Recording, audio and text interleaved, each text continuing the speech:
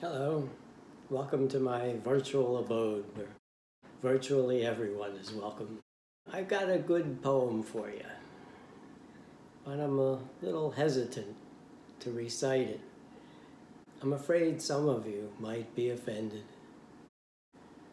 So I may read a different poem, a nice poem. You see, that's my dilemma. The good poem isn't very nice, but it's good. And the nice poem isn't very good, but it is nice.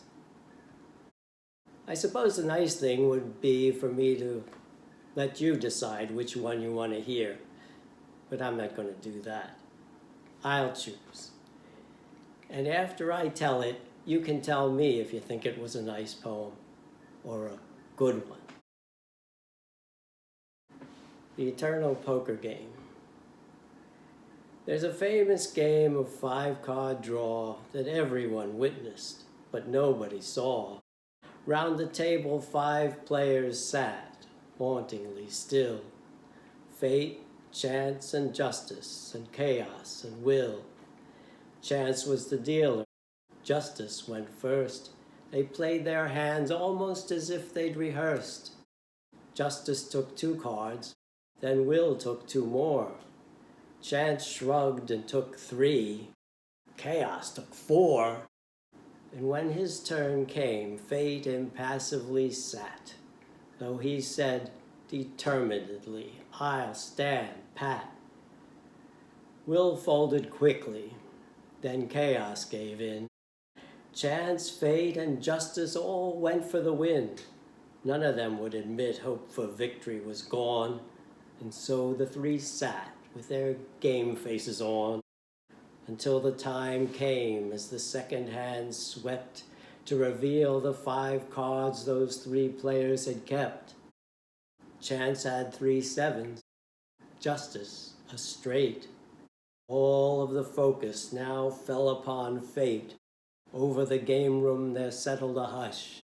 Then fate flashed a smile, and his hand, royal flush. They sit every day and they play their old game.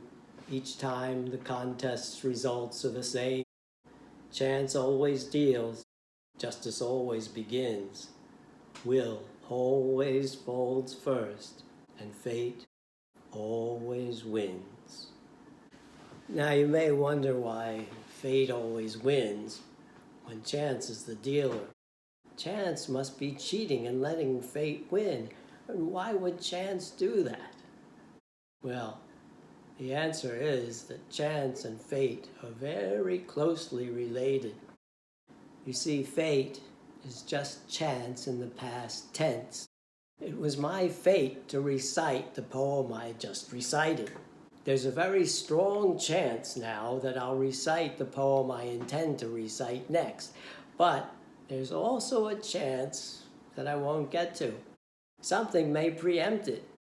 The telephone might ring, or someone could knock at the door, or a meteor could crash through the roof and leave me buried under a meteorite, tragically unable to recite my poem.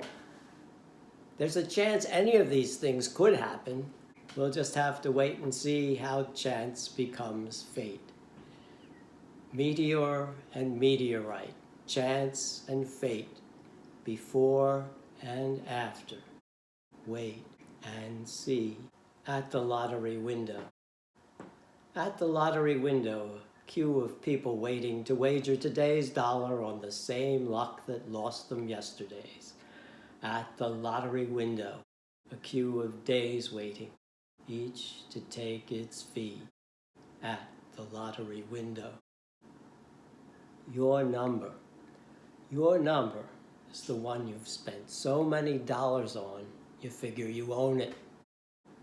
So you bet it again because it's yours, bidding it up a little more each day. Your number. Be faithful. Stick with it. After all, it's only a matter of time until your number comes up. Take a breath. Then stop a moment and consider the balance of life. The game seems rigged against you, but it's just in the nature of chance. Play long enough and you lose. It's in your nature to play on until you do.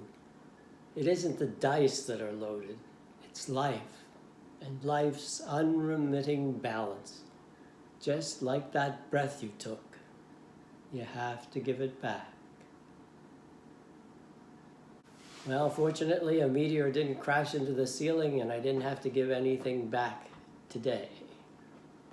We'll see what chance holds for us tomorrow when it becomes fate again.